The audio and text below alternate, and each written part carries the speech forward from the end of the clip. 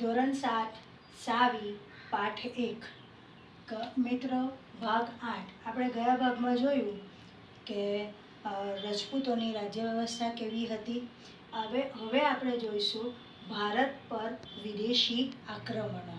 હવે આપણે જોઈશું કે રાજપૂત યુગ 8મી થી 12મી સદી સુધીનો હતો. આ 500 વર્ષની ગાળાની અંદર ઘણા બધા રજપૂત રાજાએ ઉત્તર અને દક્ષિણમાં રાજ્ય કર્યું, પરંતુ હવે વિદેશી આક્રમણો શરૂ થઈ ગયા હતા. તમને ખબર હશે કે તે વખતે ભારતનો આ જે નકશો છે એ પાકિસ્તાનનો ભાગ આપણામાં જ હતો. બરાબર, આ ભારતનો નકશો, આ પાકિસ્તાનની ઉપર આવેલું છે અફઘાનિસ્તાન. અફઘાનિસ્તાનમાં આરબ સત્તા હતી. તો આરબ સત્તા અને અફઘાનો પોતાના સત્તાનો વિસ્તાર કરવા હેતુસર એ લોકો ભારત ઉપર ચઢાઈ કરતા હતા.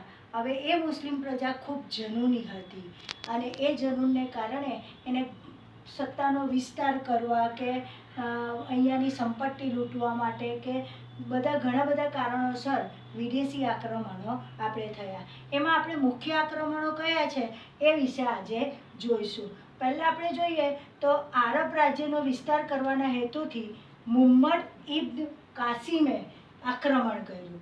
અહીંયા આગળ પોતાની સત્તાનો વિસ્તાર કરવો હતો એટલે આ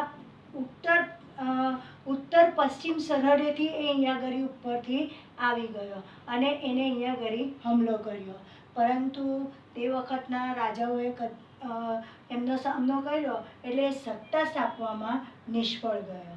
હવે ફરીથી પાછો બીજો એક વાયવ્ય ખૂણો એટલે પાકિસ્તાનની ઉપર વાયવ્ય ખૂણામાંથી સબુકતેગીનના લશ્કરે આક્રમણ કર્યું, પરંતુ એ પણ સત્તા સ્થાપવામાં નિષ્ફળ ગયો અને આપણા રાજાઓએ એમને અહીંયા ગરી ફાવવા દીધો નહીં. હવે પછી 1000 અને 1000થી 26 મતલબ 26 વર્ષના ગાળામાં મુહમ્મદ ગઝનવીએ ઘણા બધા આક્રમણો કર્યા. એ એક વખત ચઢાઈ કરે પછી ફરીથી એનીથી વધારે તાકાતવાર થઈને ફરી પાછો ચઢાઈ કરે.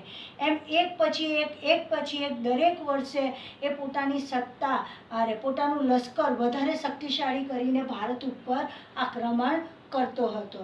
આમ લગભગ 1000થી 1026 સુધીમાં મુહમ્મદ ગઝનવીએ 17 વખત ચઢાઈ કરી ભારત ઉપર. હવે એને કંઈ અહીંયા રાજ્ય સ્થાપવામાં ઇન્ટરેસ્ટ હતો નહીં, પરંતુ એનું જે ગઝના પ્રાંત હતું એને સમૃદ્ધ બનાવવું હતું, એને ત્યાંની સત્તાનો વિસ્તાર કરવો હતો, તો એને પૈસા જોઈતા હતા. તે વખતે ભારતની અંદર અઢળક સંપત્તિ હતી. એ સંપત્તિથી આકર્ષાઈને એને અહીંયા આક્રમણ કર્યું.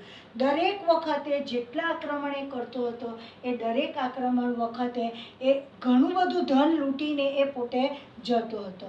અને છેલ્લો હુમલો એને મુહમ્મદ ગઝનવી 1025માં સોમનાથ ઉપર કર્યો. સોમનાથનું મંદિર તમને ખબર હશે કે ભવ્ય હતું અને એનું તમે ભવ્યતા આગળ પણ આપણે એની ચર્ચા કરી જ છે કે કેટલું એ ભવ્ય હતું.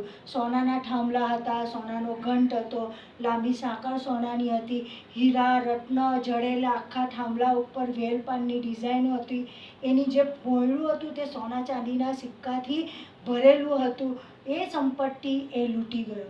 તે વખતે ભીમદેવ સોલંકીનું રાજ્ય હતું. સોલંકી વંશ એને આજુબાજુના રાજાઓની મદદ માંગી, પરંતુ આપણા રાજાઓ એક થઈ શક્યા નહીં અને આનો સામનો કરી શક્યા નહીં.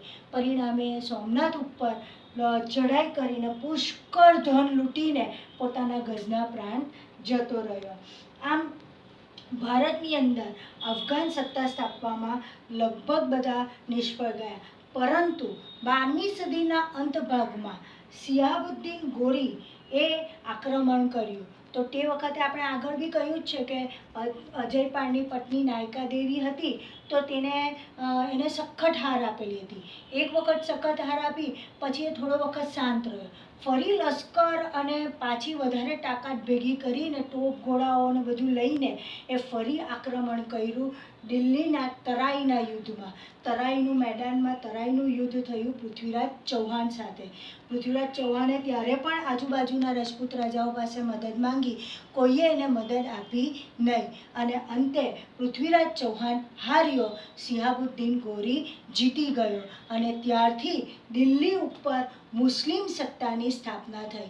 હવે એના પછી જે કુતુબુદ્દીન ઐબક આવ્યો એને દિલ્હી સલ્તનતની સ્થાપના કરી. એ હવે આપણે પાઠ 2માં જોઈશું. Thank you.